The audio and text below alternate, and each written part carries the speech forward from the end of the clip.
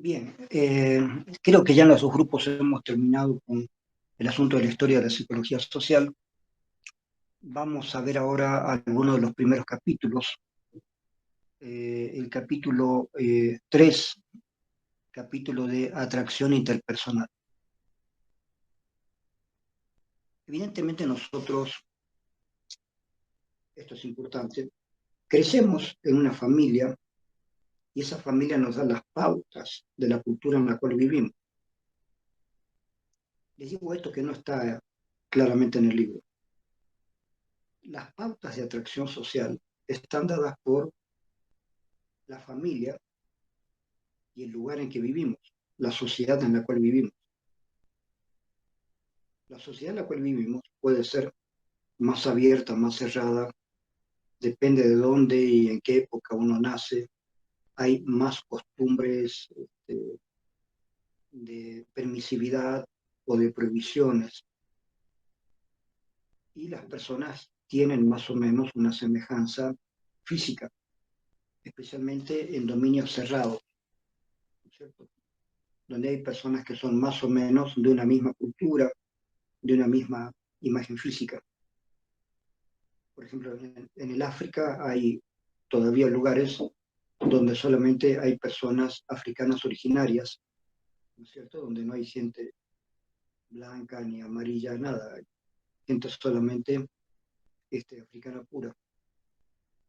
En otros lugares, durante mucho tiempo, en el Ártico, han habido personas que estaban también asignadas por un cierto tipo de cultura, de aspecto físico, ¿no es cierto? Hay algunos libros muy lindos sobre esto, sobre gente que ha viajado a diferentes lugares para conocer culturas que estaban más o menos cerradas en esa época, que no se conocían muy bien. Eh, por ejemplo, hay un libro, una novela, eh, de una persona que se va al norte, se va a Alaska y entra en contacto con las personas de allí, este, que generalmente se les llama equivocadamente de ciertas maneras, pero hay especie de familias o tribus específicas que hay que tener cuidado con el nombre que se les da.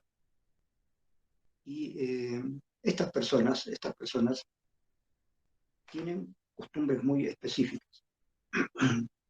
Acuérdense que estamos hablando de un lugar donde hay un frío permanente, bajo cero, así, tremendo, siempre así. Y para estas personas el frío es una parte de su costumbre. La gente les llama esquimales, pero no hay que decir esquimal porque es un mal nombre, ¿sí? Tienen otro nombre. Eh, pero esta gente tiene costumbres muy específicas que no tienen que ver con las costumbres occidentales. Entonces, Inuit se llaman, Inuit, es la tribu o la familia de los Inuit, no son esquimales. Pero este señor que va a ese lugar se encuentra con cosas raras. Apenas llega a ese lugar, de alguna manera habían hecho llegar a estas personas la idea de que iba a haber una persona allí a trabajar con ellos. Y llega este señor occidental, llega a su lugar y bueno, lo atienden bien, le dan de comer, lo abrigan un poco más, son violentos. Entonces las personas, en la pareja que lo atiende en la casa, le da todo, le explica cómo es el iglú, cómo es el lugar donde va a estar, un lugar hecho con hielo y con ramas y con cueros de animales, de osos, y tienen preparado ahí algo caliente. Entonces este señor come cena y después el hombre que lo recibe de la pareja se va y la mujer se queda y le explica a la mujer que va a hacer el amor con él y la mujer se pone algunas cremas y cosas, algunos aceites pero este hombre no puede hacer el amor con la mujer porque en principio no existe la costumbre en Occidente de que vayas a la casa de alguien y el esposo te dé a su propia mujer para que tengas relaciones sexuales. Pero allí lo tenían como algo normal, digamos. Es un hombre que ha viajado desde muy lejos, está cansado, tiene frío, tiene hambre, entonces hay que darle abrigo, hay que darle comida y hay que darle sexo también. Y el mismo hombre le deja a su esposa y se va, pero este hombre occidental que va ya no logra, no puede hacer el amor con la mujer porque no está acostumbrado a este tipo de cosas. Pero este es un elemento, digamos, como para pensar que eh, cada lugar, la cultura es totalmente diferente a como uno lo piensa, como el tipo de comida, por ejemplo. Eh, Hay dos lugares donde las comidas son muy picantes, muy picantes. Hay lugares de África y de la India, donde hay lugares donde la comida es realmente picante, fuerte. ¿Sí?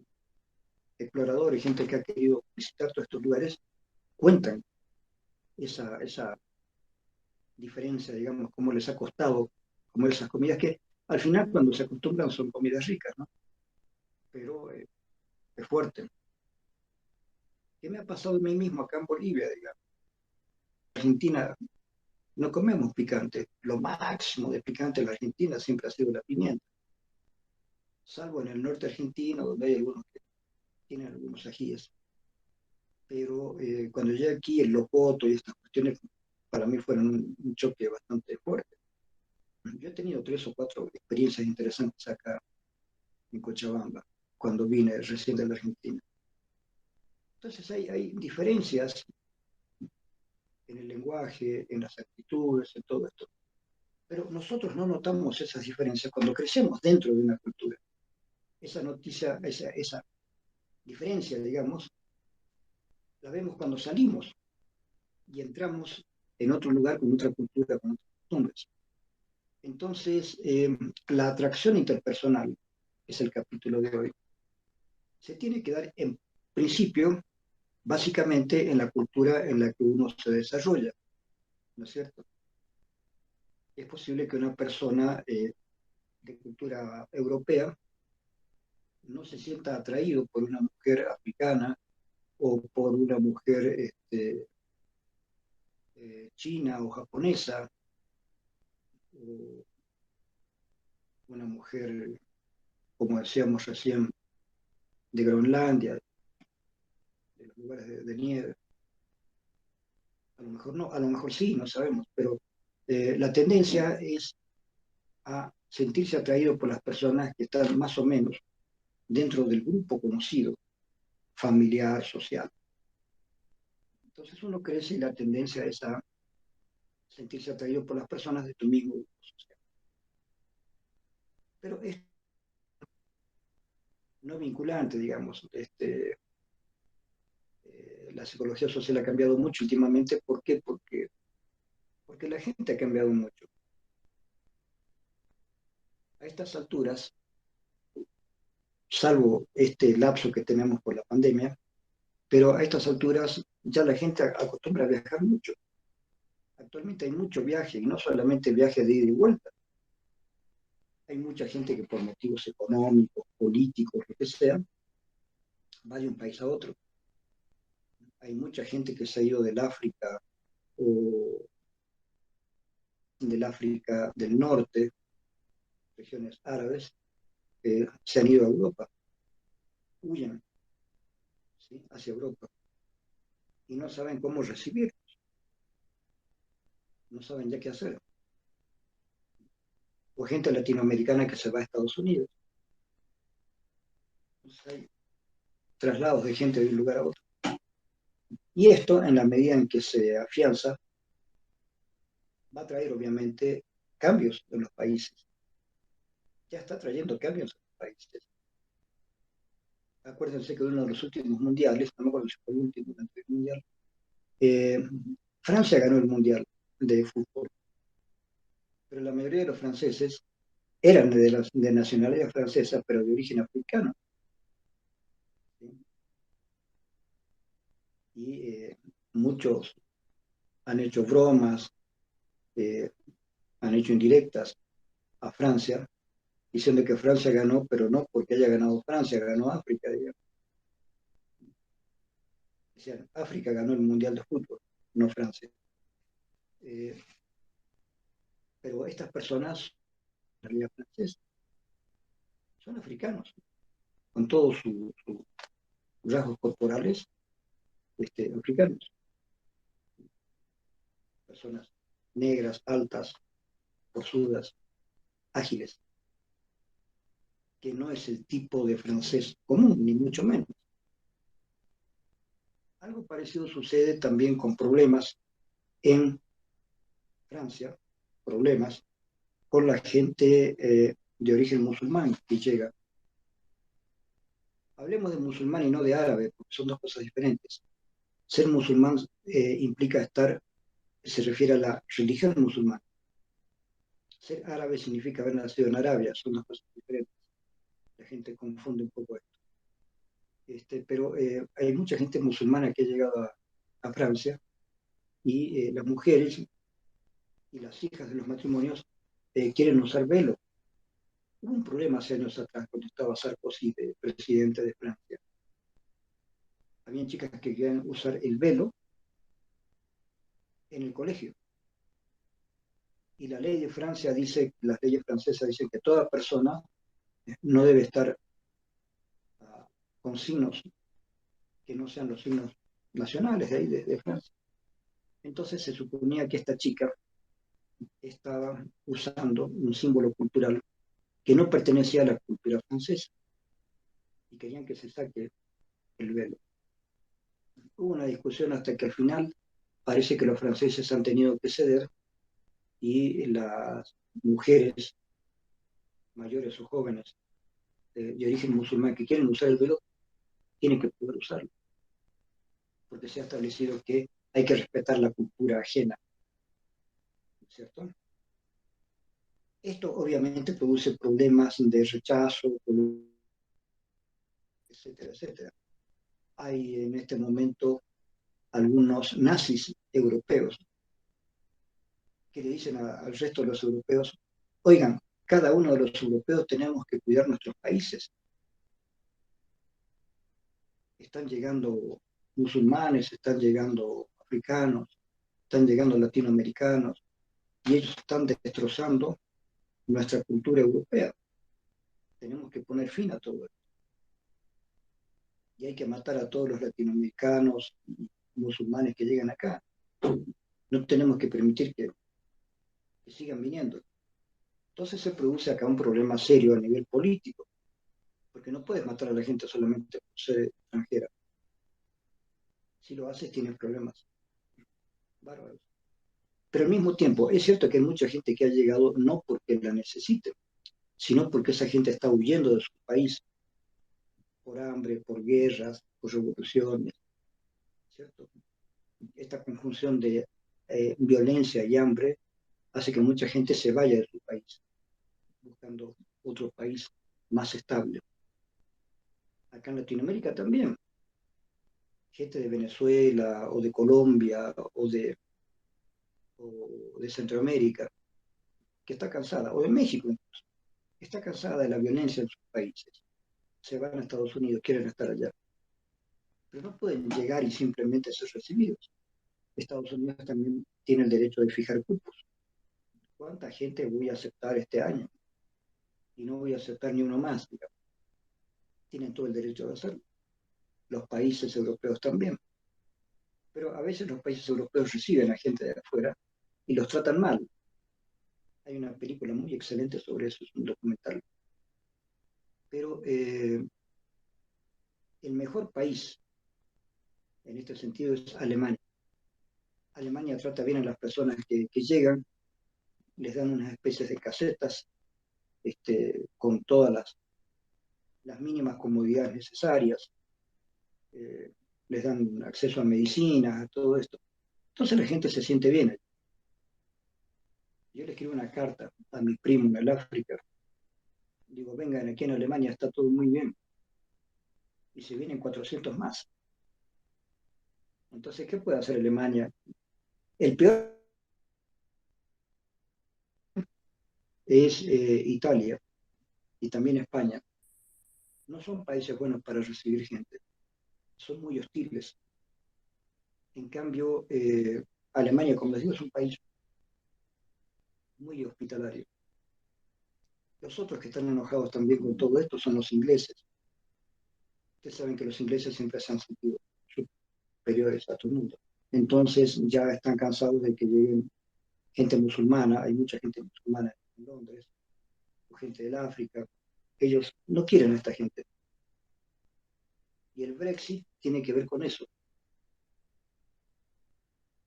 Mientras nosotros los ingleses formemos parte de la Unión Europea, vamos a estar obligados a cualquier cosa que se le ocurra a los que dirigen la Unión Europea. Y si a ellos se les ocurre que tenemos que recibir inmigrantes y nosotros no queremos, vamos a tener que recibirlos. Entonces, mejor nos separamos de la Unión Europea, volvemos a ser la Inglaterra que siempre fuimos y podemos nosotros decir a quién le vamos a permitir entrar y a quién no. Es uno de los tantos problemas que provocó el Brexit, esta separación de Inglaterra de la Comunidad Europea. Que no es extraño porque Inglaterra siempre se ha pensado como un país superior al resto de Europa.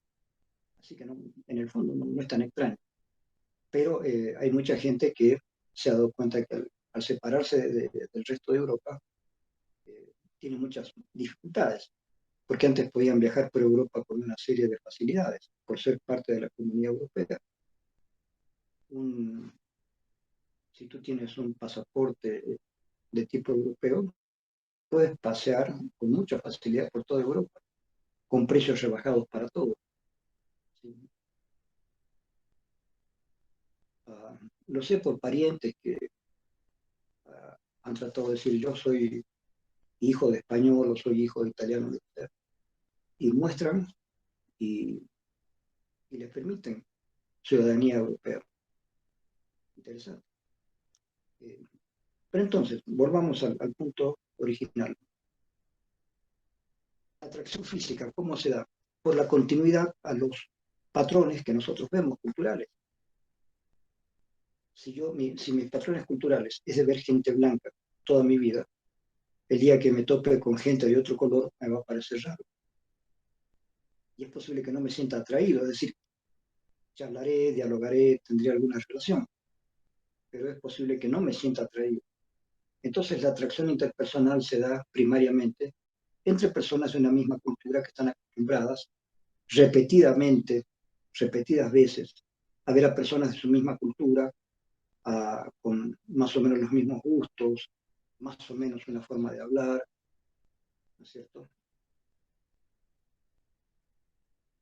Yo les he contado varias veces a mis alumnos los problemas que tuve yo mismo. Vean que no estamos hablando de países muy lejanos. Cuando llegué de la Argentina, hace 50 años atrás que llegué de la Argentina. Entonces, cuando llegué los primeros días, yo estaba con mis padres y no tenía todavía amigos, estaba en mi casa leyendo, un poco aburrido, no salía. Y un amigo boliviano de mi padre, que lo quería mucho, que él también era ingeniero, llegó y me dice, Marito, todo el mundo me decía Marito todavía, ya soy viejo, todavía hay gente que me dice Marito. Entonces me dice, y Marito, ¿qué tal? ¿Cómo estás? Este, y yo le decía, y aquí andábamos tirando, tirando. Y él me decía, bueno, debes estar contento entonces, deberías estar más contento. ¿Por qué? Por supuesto que lo entendía. En la Argentina, el verbo tirar significa dos cosas. Arrojar algo, arrojo una piedra, tiro una piedra, o jalar algo, estoy tirando de algo, ¿sí? Entonces, cuando se dice aquí andamos tirando, tirando, significa que aquí andamos jalando el carro de la vida. Estoy aburrido, estoy muy aburrido de todo esto, no tengo más nada que hacer. Lo único que puedo hacer es jalar el carro de la vida. ¿Sí? Entonces, cuando uno dice estoy tirando, tirando, es como decir aquí ando aburrido, ¿sí? Viviendo, viviendo. Entonces, claro, yo no entendía por qué él me decía, deberías estar más contento. Esto porque, claro, porque el verbo tirar en Bolivia tiene otro significado. Que ese significado, exactamente el mismo, es el que en la Argentina tiene el verbo coger. Coger en la Argentina tiene un significado sexual. Y aquí no.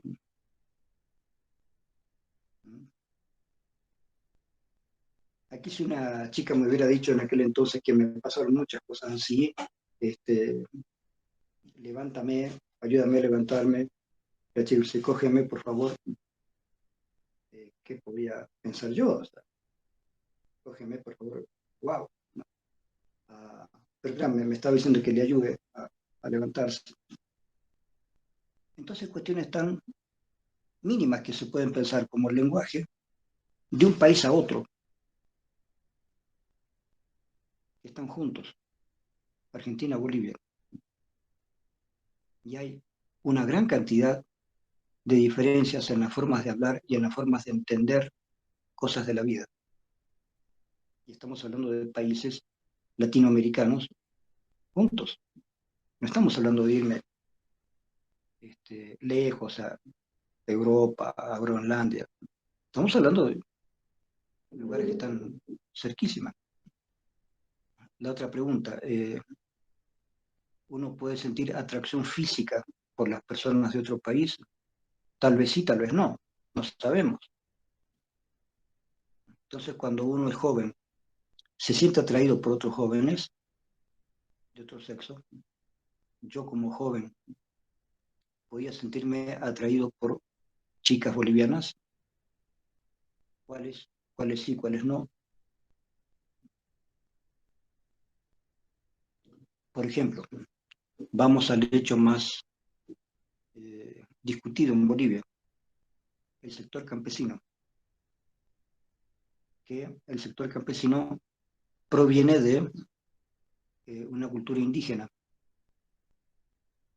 Entonces, cuando yo llegué todavía se hablaba un poco despectivamente de los indios. Los indios están allá en el campo, los cholos más cerca de la ciudad. Y acá en la ciudad estamos nosotros. Nosotros se refería a las personas normales, entre comillas, digamos, ¿no? Nosotros los normales europeos. Más allá están los cholos, que son indios que se han querido arrimar a la ciudad, pero se han quedado a la mitad. Y más allá están los indios, los campesinos, que son muy buena gente. Los cholos son los malos. Esas eran las cosas que me decían cuando llegué acá. Entonces, estas cuestiones que tienen que ver con cuestiones culturales, que las vamos a ver mucho más específicamente cuando hablemos de las influencias culturales, esto tiene que ver también con el tema de la atracción interpersonal. ¿Yo me puedo sentir atraído por una campesina? La respuesta es sí, sí. Mi padre compró algunas tierras acá, compró primero por la Tamborada, después en otro lugar. Y recuerdo que alguna vez venía un camión con campesinos, ¿sí? Porque habían problemas de tierras, que se querían agarrar las tierras de unos y de otros. Yo estaba con un amigo boliviano y vimos una campesina joven, tan bonita, que yo me enamoré de la campesina joven y hubiera querido subir al camión con ellos para seguir con la campesina. Pero no es la cuestión de que tengamos problemas básicos, tremendos, así de atracción interpersonal, imposible. No, depende mucho de la cultura. Y actualmente, chicos, ese capítulo hay que leerlo ya con cuidado, porque la televisión, el internet, el mismo celular, nos ayuda a conocer gente de todas las culturas posibles. De manera que el hecho de ver pieles diferentes, caras diferentes, alturas diferentes, ya no es un misterio, ya no es una sorpresa. A pesar de eso, sí es posible, como dice el libro, que uno frecuentemente, estadísticamente, la gente se siente más atraída por personas de su mismo nivel cultural o de su misma de su mismo ámbito cultural. Es lo más probable, pero no es necesariamente lo más frecuente. Es probable, es muy probable. Necesariamente es lo más frecuente. Hoy en día hay muchos matrimonios, como se los suele calificar, matrimonios interraciales. Todavía se usa la palabra raza, que es algo que debería olvidarse ya, pero digamos, los matrimonios interraciales es cuando se da el casamiento, ¿no es cierto? Yo también me enamoré de una chica que era, su padre creo que era japonés, y esta chica tenía todas las facciones japonesas, pero muy, muy bonita. Muy bonita. Me hubiera gustado enamorarme de una japonesa, son interesantes. Las mujeres japonesas, chinas, son muy interesantes. A mí me lo parece. Eh, vean que el cine, por ejemplo, ha logrado llevar a cabo una tarea que no era la que originalmente tenía el cine era solamente entretenimiento. Pero el cine ha logrado tomar actores y actrices de diferentes culturas. Y el cine ha logrado proveer actores o actrices de diferentes culturas. Gente china, gente de la India, gente de África, y que han aparecido también con diferentes expresiones. Y han aparecido chicas que nos parecen muy lindas, o jóvenes que parecen muy, muy lindos a las chicas. Hemos visto todo eso. En la atracción interpersonal no van a encontrar en este capítulo nada referido a la atracción entre los sexos de manera muy precisa. Y cuando lo dice por ahí, de ninguna manera se refiere a la atracción entre sexos iguales. En ese aspecto este libro está un poco atrasado. Hoy en día los jóvenes saben que la atracción puede ser entre sexos diferentes o iguales. La homosexualidad está ya cada vez más aceptada por los distintos, eh, las distintas generaciones juveniles, eh, a través de mis hijas y mis sobrinas, con jóvenes, mucho más jóvenes, y yo estoy viendo que los jóvenes aceptan cosas que en mi época no se aceptaban fácilmente, como la homosexualidad. Entonces, esa atracción interpersonal que implica la atracción sexual no es determinante, pero implica una atracción. Eh, hoy en día está mucho más amplia, digamos. O sea que lo que ustedes lean en este libro, tómenlo con pinzas. Es decir, hoy en día la atracción interpersonal es mucho más variada que antes, con respecto a cultura, con respecto a sexualidad, con respecto a formas de actuar. Vean, 3 o 4 veces me ha sucedido en un edificio, en otros edificios. Eh, voy en un ascensor y va una señora y yo le cedo el paso para entrar al ascensor o para salir del ascensor. Y la expresión de la señora, o de una señora joven, es, gracias, ya no hay caballeros. Yo le digo, sí, estoy yo todavía. Este, tengo todavía estas cuestiones propias de la caballerosidad que me enseñaron a mí cuando yo era joven. Por ejemplo, antes que hubieran autos, cuando iba un hombre con una mujer por la vereda, el hombre iba del lado de las casas y la mujer del lado de la calle. ¿Por qué? Porque el hombre tenía que proteger a la mujer de cualquier asaltante que quisiera salir de pronto. El hombre estaba ahí para proteger. Pero desde que hay autos, la costumbre es que el hombre debería ir en la calle del lado de los autos para proteger a la mujer de los autos o de una moto, de algo que se pueda pasar a la vereda, protegerlo. Yo hago esas cosas, yo todavía hago esas cosas. tengo la costumbre de que si voy con una mujer, quien sea, yo voy del lado de los autos, con la antigua costumbre de que el caballero va de ese lado para proteger a la mujer. Por lo tanto, los libros de psicología social, ustedes se imaginarán que habría que rehacerlos cada año, porque cada vez van cambiando más las costumbres. Por eso yo dejo este libro que ya es viejito, pero es un libro hermoso porque tiene todo lo que tiene que tener.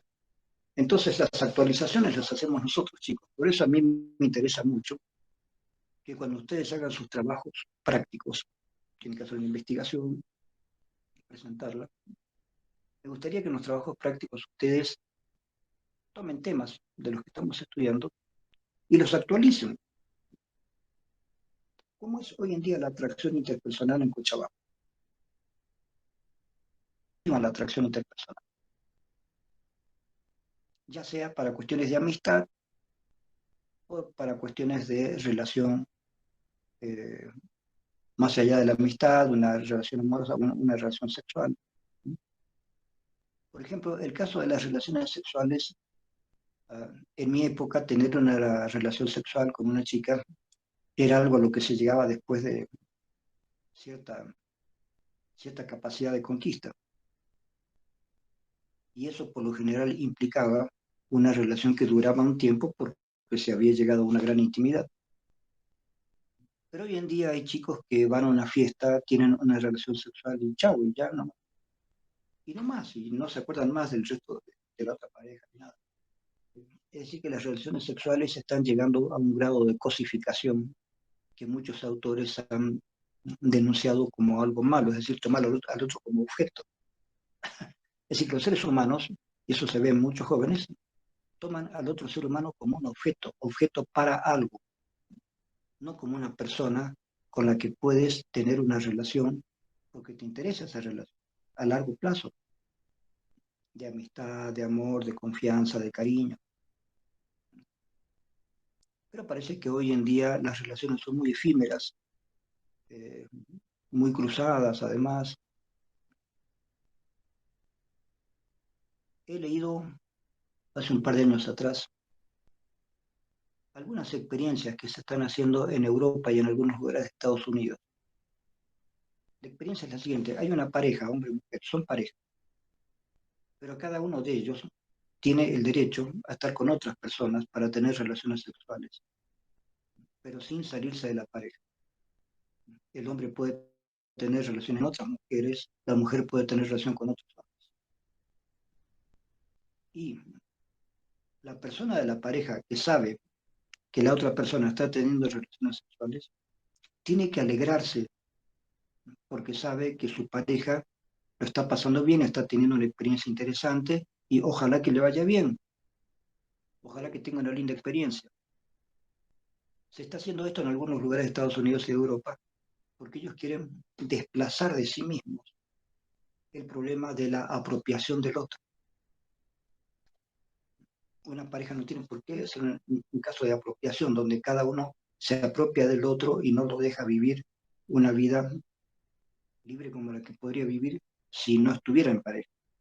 Entonces es una pareja que ellos son pareja, se quieren, pero cada uno de ellos tiene la libertad también de tener relaciones sexuales con otro. Y por lo general, cada uno de ellos sabe cuando esta persona sabe que está con otros. Cada miembro de la pareja sabe con quién está su pareja en ese momento. Y más o menos sabe lo que está pasando y se alegra. Está bien.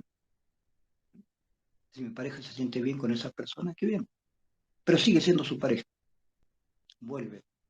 Hay una fidelidad de pareja, pero una libertad sexual. Eh, y se está haciendo eso como un experimento, aparentemente de jóvenes generaciones, para romper ciertos esquemas de generaciones anteriores. En Europa y en Estados Unidos hay chicos que están queriendo romper con esquemas que ellos han heredado de otras generaciones. Ellos dicen, nosotros no tenemos por qué seguir con el pensamiento y las actitudes de generaciones anteriores. Entonces, en el capítulo de atracción interpersonal, la atracción interpersonal tomada desde ese punto de vista podría incluir la atracción sexual y la relación sexual sin que esta relación sexual implique ningún compromiso y sin que la pareja lo ignore además. Entonces las atracciones interpersonales se pueden dar de muy variadas formas. Entonces ahí tiene que ver la cultura, la época, la costumbre que tiene una persona de viajar o no viajar, las experiencias que una persona tiene. Pues una persona que viaja mucho, que tenga muchas experiencias de conocer a otras personas, amplía más su perspectiva para la atracción interpersonal. En cambio, una persona que vive en un lugar pequeño, casi comunitario, es muy probable que sienta atracción personal solamente por las personas de su ambiente, por más estrecho que sea su ambiente. Hay que ver si esa persona sale de ese ambiente, conoce el mundo, como solemos decir, y a lo mejor esta persona podría cambiar su, su sentido de atracción interpersonal. Pero la atracción interpersonal es la que nos hace crecer, y es la que nos hace tener experiencias, ¿no es cierto?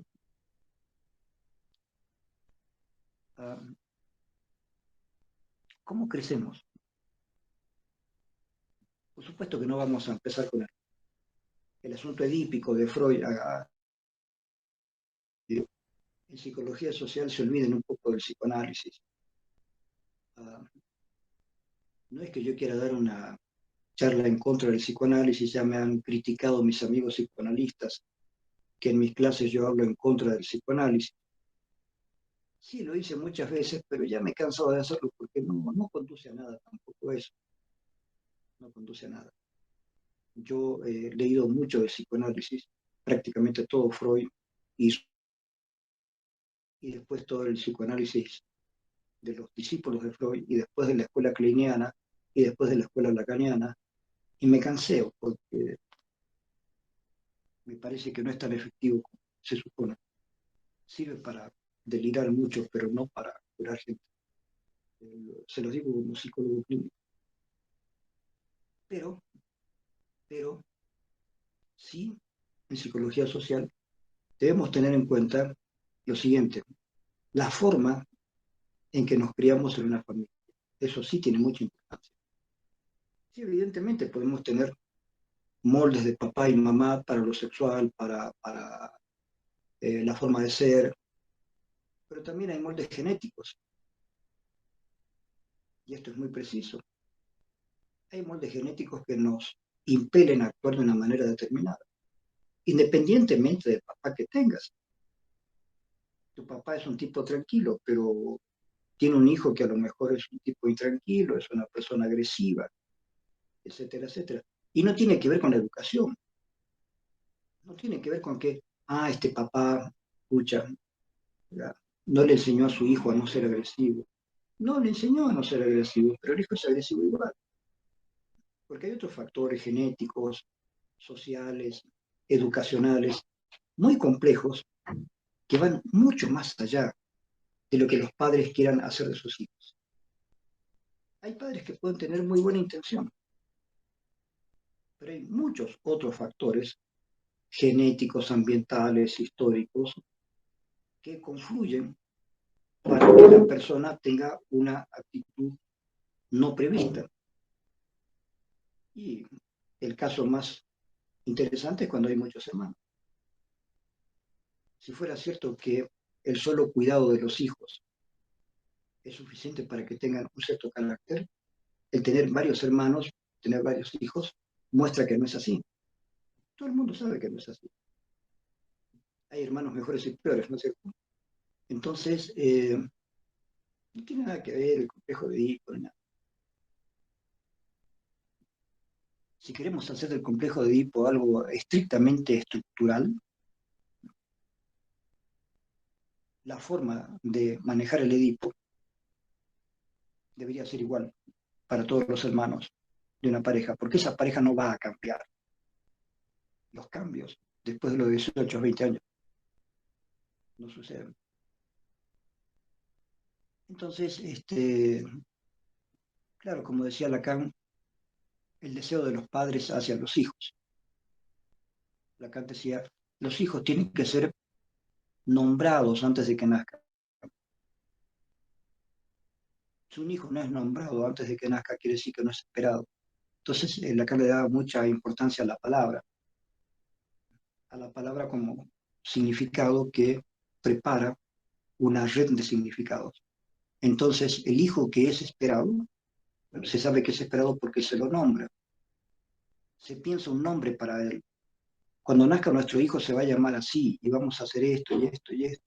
Si es hija, se va a llamar así, y ojalá que pueda hacer esto y esto y esto. Es decir, el hijo es esperado en la palabra. Entonces, cuando nace, ya existe el hijo. Por la palabra ha creado al hijo, que tiene un sitio simbólico. Eso es lo que dice Lacan. Está bien, me parece una cuestión muy interesante. ¿Cómo hacemos cuando todos los hijos son diferentes? ¿Cómo fue que hablamos a cada hijo diferente? Entonces ahí los lacanianos rebuscan la cosa para hacerla más compleja, para poder explicar eso. No tiene ninguna explicación, son pavadas. Este, la genética todavía es una ciencia nueva, a pesar de que está avanzando muchísimo, y todavía hay mucho que esperar de la genética. No sabemos en qué momento, por la unión de los genes, aparece un gen de un abuelo, de un bisabuelo, de un tatarabuelo, de algo que nosotros no tenemos la menor idea. Y eso nos genera una conducta X.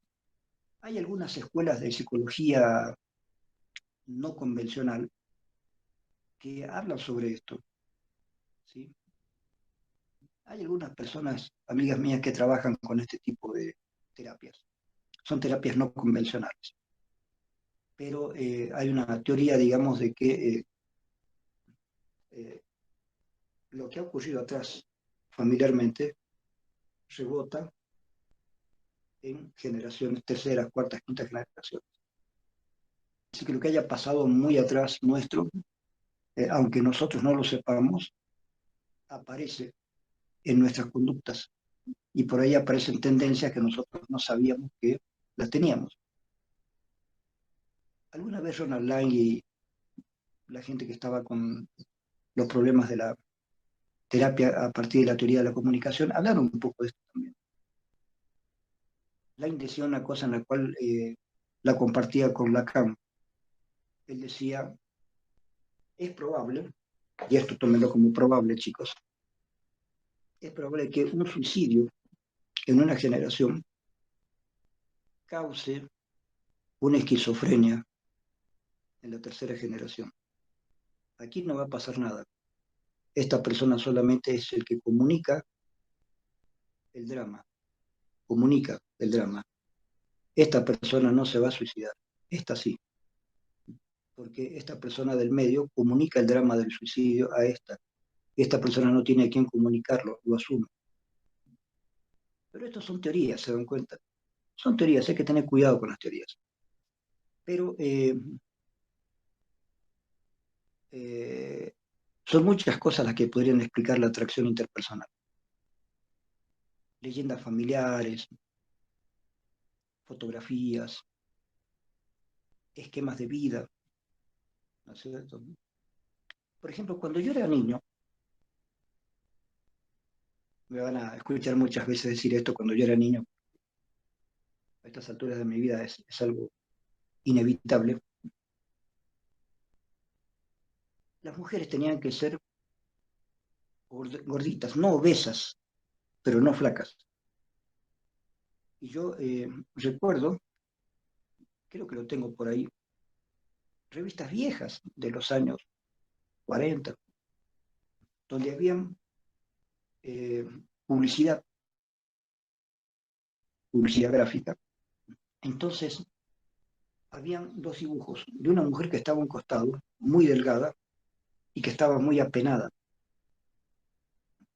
Y por otro lado, otra mujer con formas uh, mejor hechas, no necesariamente una mujer obesa, sino una mujer más rellena, que estaba sonriendo, feliz. Entonces el lema abajo era, no sea flaca, tome el jarabe tal y tal y tal, y va a tener un cuerpo mejor.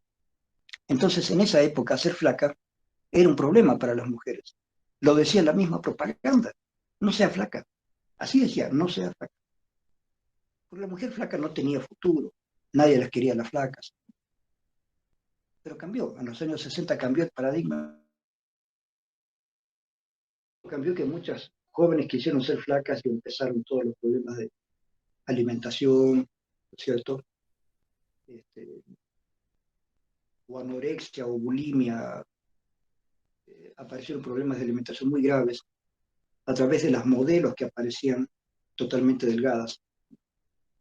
Y la pregunta ahí, como psicólogos, es, cuando cambia el patrón atractivo que dan las revistas o la televisión o el cine, ¿cambian los patrones de conducta de los seres humanos? La respuesta sí, cambian.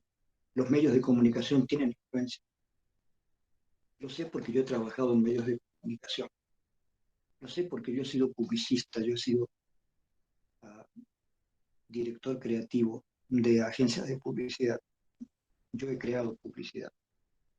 Y yo sé que los patrones publicitarios tienen influencia. No es que no tienen, tienen. Creo que antes tenían más influencia que ahora. Ahora ya hay una multitud de mensajes. Pero antes las revistas o el cine o después la televisión fueron los únicos medios con los que la gente podía consultar o ver o distraerse. Entonces esos medios tenían más poder, eran más profundos, más abarcadores. Ahora no, ahora se mete la propaganda por el celular, tú estás viendo alguna cosa y aparece la propaganda, dicen tantos segundos va a desaparecer, tú quieres que desaparezca nomás. Eh, esa propaganda me parece mala porque causa rechazo, pero sí la propaganda influir, puede influir. Ha influido, por ejemplo, para consumir gaseosas. ¿Qué es lo peor que puedes hacer consumir gaseosas? Y lo digo yo que he consumido gaseosas así, toneladas. La gaseosa, aparte del agua gasificada, tiene azúcar y suele tener colorantes. O sea, lo peor que puedes tomar es una gaseosa. Lo peor. Porque además tiene azúcar de más, porque la gaseosa se toma fría. Cuando te da el frío en el paladar un poco se inhibe de poder sentir los sabores. Un golpe de frío en el paladar hace que el paladar no funcione bien, entonces no sientes todo el sabor. Entonces los tipos vivos de la Coca-Cola, de todas estas bebidas, saben que esas bebidas se toman frías. Y al tomarla fría no sientes bien el sabor. Entonces le agregan más azúcar para que tenga un sabor mejor. Agregarle más azúcar significa darle al cuerpo mucho más azúcar. Y esto es terrible porque causa innumerable cantidad de problemas orgánicos, físicos. Así que la propaganda, claro, tiene efectos. Entonces la propaganda que hay a través del cuerpo más lindo, digamos. Hablamos de la mujer, hablemos de los hombres también. En esa época que les digo, donde la mujer tenía que ser más bien rellenita, los hombres tenían que ser atléticos, pero atléticos de manera literal, ¿sí? Había una propaganda para tener mejor cuerpo los varones, donde había un tipo que aparecía como llamándose Charles Atlas. Charles Atlas era el las propagandas para tener un cuerpo mejor. Entonces tú tenías que recortar un cupón y mandar, y te iban a mandar todas las lecciones por correo de cómo tenías que hacer para tener un cuerpo. Por supuesto que esto era una estupidez. Primero porque no puedes hacer ejercicio si no hay un supervisor que te esté viendo, digamos. Un supervisor que vea qué ejercicio haces, cuánto comes, cuánto corres, qué haces. Pero el asunto era que la mujer era un poco rellenita y el hombre tenía que ser atleta. Y las películas habían tomado ese rumbo. Van a ver ustedes que muchas de las mujeres, de las actrices que tuvieron más éxito en las décadas del 40, 50, eran mujeres no demasiado altas y que tuvieran un cuerpo con curvas. No necesariamente que tuvieran mucho estómago, tenían que tener una buena cintura, pero debían tener buenas piernas, debían tener buen cuerpo. Es decir, la mujer palillo, digamos, no era bien vista. Una actriz palillo no era una actriz muy requerida, digamos. Véanlo, hay en internet existen sitios para ver películas de los años 40, 50. Entonces vean ustedes los actores de los años 40, 50. Van a ver como muchos de los mejores actores eran tipos atléticos y muchas de las mejores actrices eran personas que tenían más o menos curvas muy pronunciadas como para poder ser atractivas. Cada época tiene sus formas, incluso de imponerte de algún modo el grado de atracción interpersonal. Ahora, la atracción interpersonal no pasa solamente por el cuerpo, por supuesto. Eh, Te puede interesar otra persona por su inteligencia, por su cultura, por su carácter. Una persona que tenga un carácter alegre generalmente impresiona mejor que una persona que tenga un carácter triste o muy duro, muy serio, ¿no es cierto? Impresiona mejor. O a una persona huraña, una persona que tiene mal genio para todo, no es una persona que agrade, digamos, no es una persona que atrae. No puedes tener atracción personal por una persona que se enoja por cualquier cosa. Tú dices, bueno, equivoco en algo que digo, esta persona se va a enojar. Prefiero no estar con esta persona. No es atractivo una persona huraña o una persona que se enoja de cualquier cosa. Tú prefieres tener a esa persona a distancia. En cambio, una persona que ríe, que es alegre, que es amable, persona que no es violenta, que no es agresiva, persona que no tiene un carácter burlón, digamos. Entonces dice, bueno, esta persona sí, charlar con esta persona, quiero charlar. Y te acercas y charlas con la persona.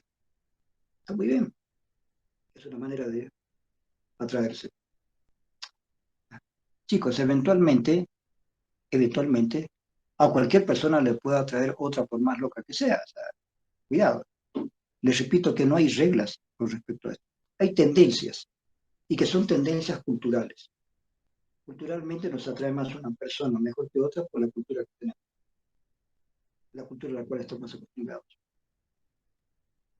Cultura de barrio, cultura de región, cultura de país, ¿no es cierto? Por ejemplo, si alguna persona uh, del trópico, alguna persona del Beni, digamos, si una persona del Beni no le agradan las personas del norte de La Paz, entonces sabemos que esa persona nunca se va a casar o va a tener relaciones cercanas con personas del norte de La Paz porque no le caen. Y al revés, una persona paseña a lo mejor no tiene muy buena relación con personas del oriente. Entonces, difícilmente esta persona va a tener amigos orientales o una enamorada del oriente. Pero les digo, eso es el tono general. Pero dentro de eso caben excepciones, caben una serie de cosas. Entonces, el tono general es que la atracción personal se da por las personas que conocemos, las personas que nos hemos acostumbrado a ver a lo largo de nuestra niñez y nuestra adolescencia. Si más allá de nuestra niñez y adolescencia seguimos las que culturalmente nos parecen más cercanas, sí, ahí puede haber una atracción interpersonal. con toda seguridad. Pero si sucede que por algún motivo, y esto es bien psicológico, como dice la gente, si alguna vez tuviste algún problema serio, tenías tales características físicas, hay mucha probabilidad que tú evites personas con esas características físicas en el futuro. Porque vas a inconscientemente preferir personas que no tengan la probabilidad de reaccionar como aquella persona que conociste. Conociste a una persona con tales características físicas y tuviste una mala experiencia. Encuentras otra persona con esas mismas características físicas y presupones que puedes tener la misma experiencia. La evitas. ¿Sí? Estas cuestiones que yo les digo son cuestiones de sentido común, pero en el libro lo van a encontrar como ciencia. Van a ver por qué se da esto, qué experimentos se han hecho. Lo bueno de este libro es que para cada uno de los temas les dicen, se han hecho experiencias así, así, así, en tal lugar, en tal lugar, en tal cosa. Entonces esas experiencias marcan de que efectivamente no estamos hablando solamente de teoría, sino de experiencias específicas que se han hecho para ver cómo reaccionan las personas. Indudablemente deberíamos tener informaciones actuales de más experiencias que se hagan, pero cuando los científicos dan informaciones actuales siempre te dicen, este experimento está en curso, te dicen, ¿no?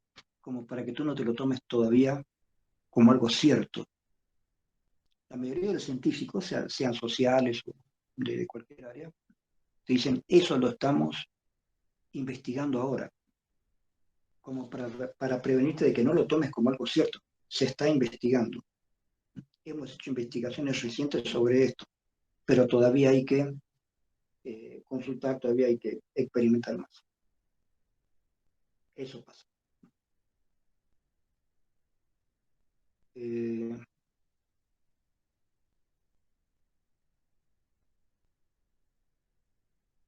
Prohibir, pero tengan cuidado, les repito, con estas referencias a la figura paterna y materna típicas del psicoanálisis. ¿Sí? No te enamoras de una mujer porque se parezca a tu mamá y estás en el complejo de Edipo. En el mejor de los casos pasaste del complejo de Edipo de tu mamá a tu tía o a tu prima o a alguien y te enamoras de otra persona que no tiene que ver con tu familia, que a lo mejor se parece. Y no es raro por el aspecto familiar cultural del tipo de rostros que ves, del tipo de cuerpos que ves. O te atraen las personas intelectuales porque en tu familia todos eran intelectuales. Pero esto, les repito, eh, no es que siempre sea esto así, no es cierto.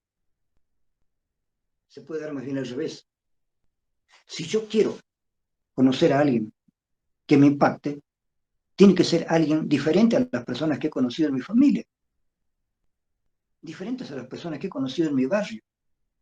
Es tan diferente que me impacta. Y como me impacta, me atrae. ¿Se dan cuenta?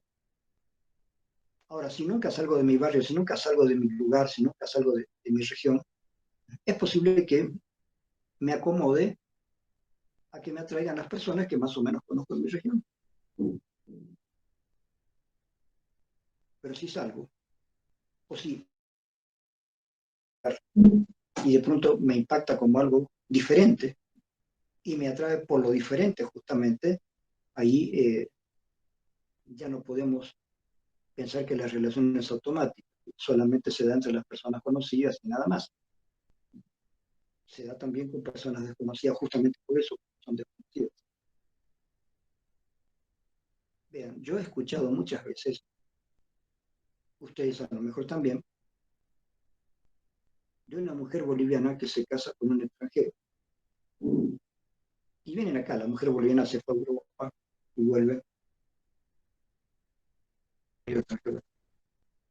Y el marido extranjero, que puede ser europeo o norteamericano, es alto, rubio, bien formado, blanco. Y la señora es morena, bajita, incluso que puede tener un tipo de rostro que a lo mejor para nosotros no resulta muy atractivo. Pero a ese hombre le gustó esa mujer. Entonces yo he escuchado, ustedes también seguramente habrán escuchado, ¿qué le vio ese hombre a esta mujer si esta mujer para nosotros no es una mujer de la cual te enamorarías? ¿Cómo este tipo que es tan pintudo así se puede enamorar de esta mujer que interesante como para enamorarse, como para casarse? ¿No? Yo he escuchado este tipo de comentarios, ustedes también lo deben haber escuchado. Pero esto es para que ustedes vean que los patrones de atracción son múltiples, no obedecen simplemente a lo que uno piensa que podría ser. No necesariamente te enamoras de las personas que siempre conoces. Te puedes enamorar de alguien desconocido justamente porque proviene de otra cultura, porque su rostro, su físico, su forma de hablar, su forma de pensar, su forma de actuar, es otra. Te atrae justamente por lo diferente. Cuando vivimos en un cierto lugar, por lo general nos atrae lo semejante. Pero cuando conocemos a alguien de otro lugar, viajamos, viene la atracción de lo diferente también. Lo diferente puede ser un caso de atracción personal mucho más interesante todavía que lo semejante. Entonces, en la atracción interpersonal hay patrones que se dan a lo largo de nuestra vida, niñez, adolescencia. Y esos patrones tienen que ver con la cultura en la cual estás o con las muchas culturas que podrías haber tenido si tus padres han viajado y te han llevado de un lugar a otro. Hay personas que han estado en muchos países porque sus padres tenían trabajos que los obligaban a viajar mucho. Entonces estas personas, al estar con sus padres, han viajado por diferentes lugares, han conocido muchas culturas.